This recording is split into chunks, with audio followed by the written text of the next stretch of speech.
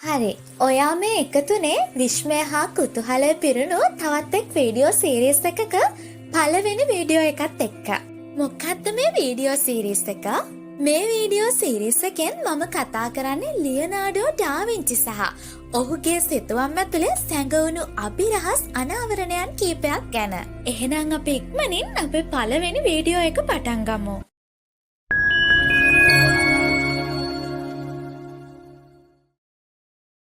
Leonardo da වින්චි එහෙමත් නැත්නම් Leonardo ඩී sir පියරෝ ඩා වින්චි ක්‍රිස්තු වර්ෂ 1452 අප්‍රේල් මාස 15 වෙනිදා ඉතාලියේ ෆ්ලේරෙන්සෝ සිට සැතපුම් 20ක් පමණ දුරින් ඇති ටස්කන් නගරයේදී උපත ලබන අතර ඔහුගේ පියා රදලෙකු වන අතර මව ඔහු යටතේ වැඩ කළ මෙහෙකරු කාන්තාවක ලෙසට සිටි බවත් ලියනාඩෝ උපදින විටත් ඔවුන් විවාහව නොසිටි බවත් සඳහන් වෙනවා.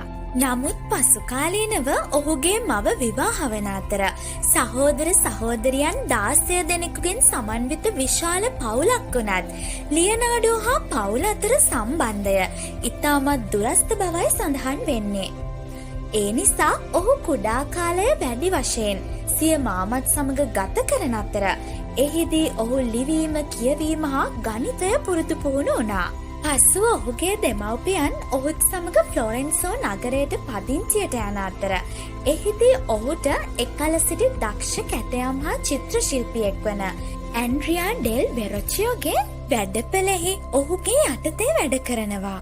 සිය අධ්‍යාපනය හදාරන්නට ඔහුට අවස්ථාව උදාවන අතර එහිදී ඔහු චිත්‍ර කලාව, කැටයම් ශිල්පය, ලෝහ කර්මාන්තය, රසායන විද්‍යාව, සැලසුම් නිර්මාණ ශිල්පය, නිරූපණ ශිල්පය, යාන්ත්‍රික විද්‍යාව හා තවත් ශිල්පයන් පරතරට හදාරනවා.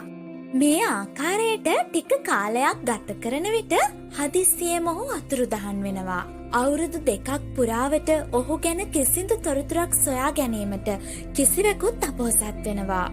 නමුත් නැවත පැමිණීමත් සමගම ඔහුගේ හැසිරීම සම්පූර්ණයෙන්ම වෙනස් වෙනවා.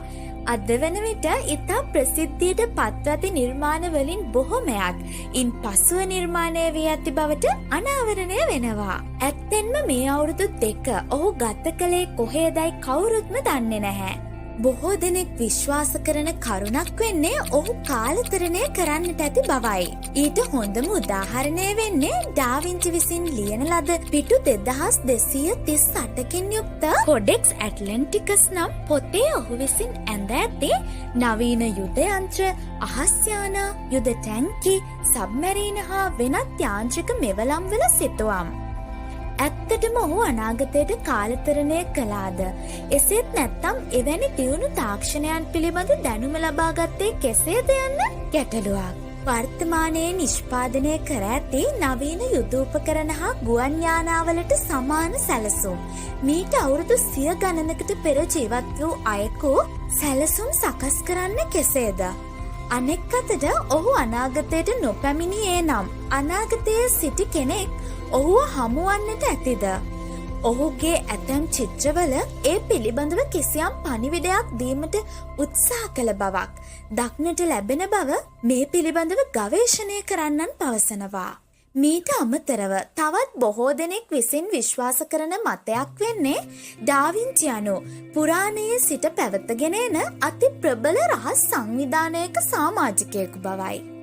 ඔහුගේ සමහර සිතුවම් වල ඉතාමත් සියුම් ආකාරයට විවිධ රහස් පණිවිඩ අඩංගු කර ඇති අතර ඒවා කියවීමට විවිධ ආකාරයේ ක්‍රම අනුගමනය කළ යුතු බවත් මත පළ වෙනවා. මෙම මතය පදනම් කරගනිමින් ඩෑන් බ්‍රවුන් විසින් ඩා වින්චි කෝඩ් නම් කෘතියක් නිර්මාණය කරන අතර බයිබලයට පසු ලොව වැඩිම වතාවක් මිලයටගත් පොත ලෙස එය වාර්තාගත වෙනවා. එහි අඩංගු සමහර කරුණු නිසා ඇතැම් රටවල එම පොත විකිණීම පවත් අහනම් වෙනවා.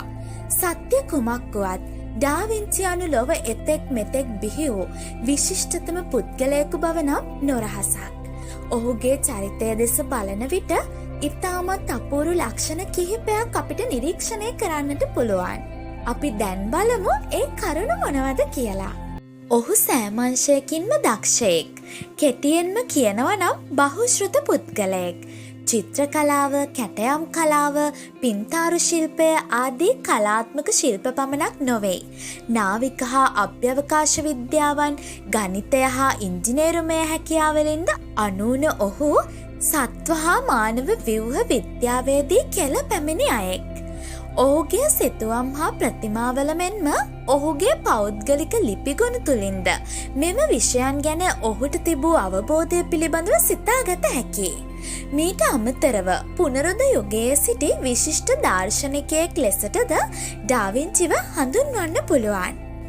මීළඟ කාරණාව වෙන්නේ ඩා වින්චි අනු වමත්කරුවෙක් වීමයි. ලෝකයේ ජනගහනයෙන් 10% පමණ වමතහුරු පුද්ගලයන් වන අතර වමතහුරු බොහෝ දෙනා ඉතා බුද්ධිමත් අය ලෙස හඳුන්වනු ලබනවා. මීට අමතරව ඩා වින්චියට කැටපත් ලිවීමේ හැකියාවද තිබූ බවයි සඳහන් වෙන්නේ. එනම් අප එදිනෙදා ලියන දේවල් කැඩපතකින් බැලූ විට පෙනෙන ආකාරයට ලිවීමට ඇති හැකියාවයි. ඔහු රහස් ලිපි මේ ආකාරයට ලියා ඇති අතර ඔහුගේ සමහර සිතුවම්ද නිර්මාණය කිරීමේදී ඔහු මේ ක්‍රමවේදය යොදාගෙන තිබෙනවා. ඩා වින්චි වසර 67ක තම ජීවිත කාලය තුලදී වසර 108ක වැඩ ප්‍රමාණයක් සිදු කළ පුද්ගලයෙක්. ඔබට ඇසුණා නිවැරදි. ඔහු මේ සඳහා අපූරු ක්‍රමවේදයක් යොදා ගන්නවා. සාමාන්‍ය මිනිසෙක් රාත්‍රී කාලයේ පැය 8ක නිින්දක් ලැබුවහොත් සිය ජීවිත කාලයෙන් වසර 25ක් පමණ නිින්දට ගත කරනවා. ඩා වින්චි විසින් සෑම පැය 4කටම වරක් විනාඩි 20ක කෙටි නිින්දක් ලබා ගත් අතර එමගින් සාමාන්‍ය මිනිසෙකුට වඩා වැඩ කිරීමට ඇති කාලය 5 වැඩි කරගෙන තිබෙනවා. ඩා වින්චි කෙතරම් දක්ෂ පුද්ගලයෙකුවත් ඔහුට වැඩ කල් දැමීමේ නරක පුරුද්දක් නම් තිබිලා තියෙනවා. ඇතැම් නිර්මාණ සිදු කිරීමට ඔහු වසර ගණන් ගත කර ඇති බව සඳහන් වෙනවා. ලෝක ඉතිහාසයේ වැඩිම මිලකට අලෙවියෝ සැල්වටෝෆ් මුන්ඩි නම් සිතුවම එයට හොඳ උදාහරණයක්. ඔහුගේ මෙම වැඩ කල් දැමීමේ පුරුද්ද නිසා ඔහුට ඇතැම් වැඩ මගින් නවතා දැමීමට සිද්ධ වෙලා තියෙනවා. ඩා වින්චි කෙතරම් දක්ෂ සිත්තරුවෙකු වුවත් දැනට සංරක්ෂිතව ඇති ඔහුගේ සිතුවම් ගණන 15ක් වීමට හේතුව වී ඇත්තේද මෙයයි. ඉතා උසස් අන්දමේ හාස්‍ය රසයකින් යුත් පුද්ගලයෙකු ලෙසට ඩා වින්චි හඳුන්වන්න පුළුවන්. ඔහු විසින් නිර්මාණය කරන ලද සිතුවම් වල විවිධ සැඟවුණු පණිවිඩ සටහන් කර ඇති අතර ඔහුගේ ලේඛන පදවල පෙරළි හා ප්‍රහෙලිකා ආදිය සටහන් කර ඇති බවට සඳහන් වෙනවා. එමෙන්ම යාන්ත්‍රික සිංහයන් හා ගිරවුන් වැනි සෙල්ලම් භාණ්ඩ සෑදීමටද ප්‍රියතාවයක් දක්වා තිබෙනවා. ඩා වින්චි අනු සමලිංගිකයෙක්ද.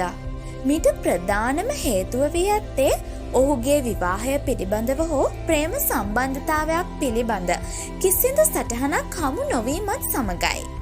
ඩා වින්චි විසින් නිර්මාණය කරන ලද සිතුවම් වල ඇති ස්ත්‍රී ලාලිත්‍ය සහිත පිරිමි චරිත තුළින් ඔහුගේ අභ්‍යන්තර හැඟීම් නිරූපණය කරන්නට ඇතැයි යන්න හා ඩා වින්චි හා ඔහු යටතේ අධ්‍යාපනය ලැබූ සිසුවෙක් අතර සම්බන්ධතාවයක් තිබූ බවකුත් සඳහන් වෙනවා. සමරිසි සම්බන්ධතාවලට දැඩි සමාජ විරෝධයක්ද එල්ල වී තිබුණු කාලෙක ඒ සඳහා ප්‍රබල සාක්ෂි නොමැති හේයින් එම මතය හුදෙක් ප්‍රවාදයක් පමණක් විය හැකි බවට සඳහන් වෙනවා. ඩා වින්චි සතුන්ට ඉතාමත් ආදරය දැක්වූ අයෙක් බව නොරහසක්. ඔහු පරිපූර්ණ ශාකමය ආහාර වේලක් ලබා ගත් අතර කූඩු කර ඇති සතුන් නිදහස් කිරීමද සිරිතක් වශයෙන් සිදු කරලා තියෙනවා.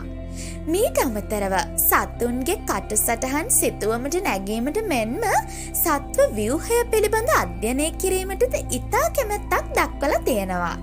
හිතුවේවත් නෑ නේද ලෝක ප්‍රසිද්ධ ලියනාඩෝ ඩා වින්චිගේ ජීවිතේ මේ වගේ එකක් කියලා. හරිම පුදුම ඒ වගේම විස්මය ජනක දේවල් වලින් පිරුණු ඔහු ඇත්තටම ඔහුගේ කලාකෘති වලින් දෙයක් කියන්නට උත්සාහ කළාද? ඇත්තටම අපි ඩා වින්චි කියන්න යන දේ තේරුම් ගත්තද කියන එක නම් ලොකු ප්‍රශ්නාර්ථයක්. මම ඔයාගෙන් පුංචි උදව්වක් ඉල්ලනවා. ඒ තමයි දැනුවත් කණ්ඩායම දවස් ගණනක් මහන්සි වෙලා මේ කරන කාර්යභාරය ගැන ඔයා සෑහීමකට පත් වුණා නම් මේ වීඩියෝ එකට ලයික් එකක් දාලා ඔයාගේ අදහස් කමෙන්ට් එකක් දාලා තවත් කෙනෙක්ට බලන්න මේ වීඩියෝ එක ෂෙයා කරන්නත් අමතක කරන්න එපා. ඉක්මනින් අපේ දෙවෙනි වීඩියෝ එකෙන් අපි ආයෙ මුණ ගැහෙමු. සුබ දවසක් පරිස්සමට ඉන්න.